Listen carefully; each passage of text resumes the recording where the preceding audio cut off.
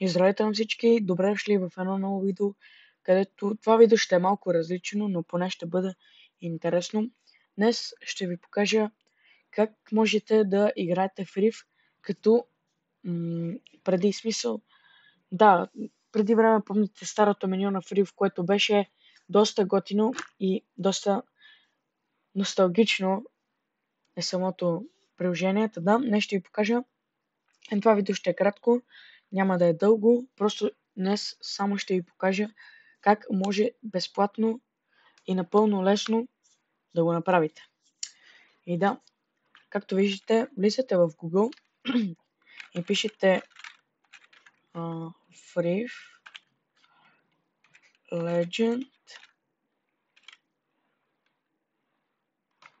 Опа, не трябва. Така, Free Legend, точката обаче. .com. И ето, директно ви отвежда в сайта. Да, ето, както виждате в момента на мен ми зарежда. Ето хора, както виждате, напълно и лесно можете да си го да го играете.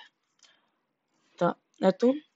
И както виждате, ето тук, където ми е мишката, има една коледна топчица, която като я цъкнем, става коледен фрив, което е доста готино. Не са му махнали апдейтите, може би, което е доста добре и ме кефи. В момента се чува една музичка, която вие няма да я чуете, понеже ще ми копирайтнат видеото. Така хора, надявам се да ви е харесало. Ако е така, ударете един лайк, абонирайте се за канала с камбанката и го изпратете на приятели, за да го виждат повече хора.